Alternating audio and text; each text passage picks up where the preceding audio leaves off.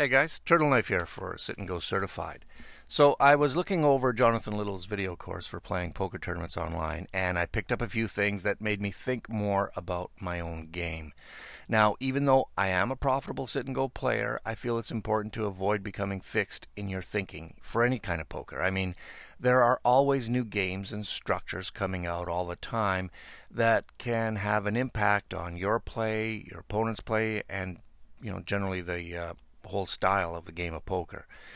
If you're not thinking about your game, you're just leaving yourself exposed and vulnerable, even if you're profitable right now. Which is why I did go through Jonathan's videos and I made some general observations about my game, which I feel I should start incorporating.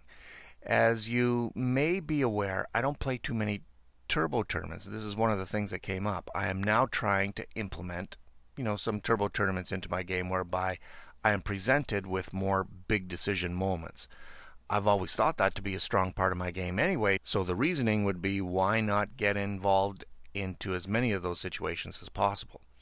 Now, playing multiple tables and monitoring my hourly rate is on my list of things to do as well, but I will have to set aside more dedicated poker time to this. Jonathan Little also says to be playing more loose and aggressive. And I think over the past year I've been doing this a little bit more. It's working well for me, especially in the 45 to 180 player sit and go tournaments. Another thing he stresses is that because you're in so many flip situations, you just have to be getting used to the losing side of them and not necessarily looking at them as bad beats, but more or less as just good profitable moves.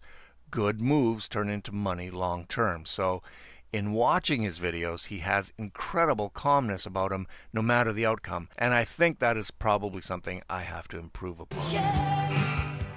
Oh my god, are you fucking kidding me?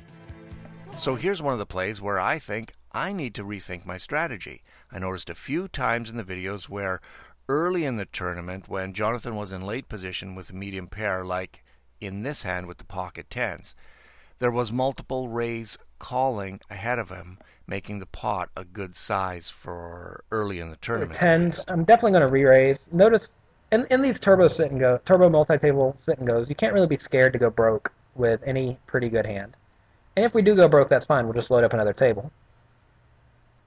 Whenever you're raising pre-flop, you need to raise to about 3 times the big blind, which is what this opponent did, which is pretty good. Whenever it gets back to me, I'm usually going to need to make it about, if there was only one raiser, I would want to make it about 3 times what he made it. But for each caller, I'm going to need to make it an extra size of his raise. So I normally make it about 180 chips. But since there are 2 callers, I need to make it 180 plus 60 plus 60, so about 300 chips. Alright, now normally I would choose to call here with 2-2 through 9-9 for sure. If I hit a set, I will surely have at least someone on the line to double me up. With jacks or better here, I would re-raise, almost be leaning to shove actually, but with tens, I'm just not sure. I'm feeling most flops are going to be difficult to play, and that if I raise, most times I'm going to get 2 opponents, maybe even more, making any ace or paint on the flop, a stressful situation. In other words, I'm setting myself up for a difficult decision, regardless of any pre-flop equity I might have, holding the best hand. I've been thinking all along that this is exactly the kind of decision I want to avoid in the early stages, but it seems to me Jonathan Little welcomes it. So since seeing this, I'm taking a little more thought with these tougher hands to play. So I thought I'd bring along a few of my hands here, and you guys could, have a look at this video and show me if I have any glaring errors or how you play these situations, and see how we all measure up to Jonathan Little's style. Now, here I have pocket nines, but I'm in the small blind. I'm really not sure if Jonathan Little would raise here, but instead I choose to flat call with the intention of getting out of the hand if I don't hit a set. I have a green stack, and post flop should be a relatively easy decision for me to either go with it or get out. In this hand, I decided to shove my pocket jacks from the big blind, as there were 2 limpers, and then a 3 times the big blind raise from a short stack who's already sort of been dicking around. I fear not either of the limpers will call me, but I am simply isolating the short stack here with the top 5 hand. He's playing silly, and I'm sure my jacks are way ahead of him. Jacks again here from the early position, and I raise 2.5 times a big blind. I suppose it should have been 3 times a big blind from early position, as you can see, because I did get well, at least 2 callers here. Now the 9-9 again here, but on the button. The reason for my shove here is because I am already orange M. That's different. It is early, but I'm already orange M, and for these 9s to double me up, my best chance is to get heads up with one opponent. Otherwise, taking the 250 chip, small little lame pot is fine for me too. Alright, pocket 8s from early position. I often mix it up in the early stages. Sometimes I will limp. Sometimes I will raise the 2.5 times a big blind like I did here. Interested to know how you guys handle these in low blind stages from early position. Now with these pocket 10s in late position, unlike Jonathan's situation, here I really only have 1 raise ahead of me, but 3 players to act behind me. I feel in this spot I should be raising. I can reasonably expect to get heads up with someone who only min raised from late position, which was horrible.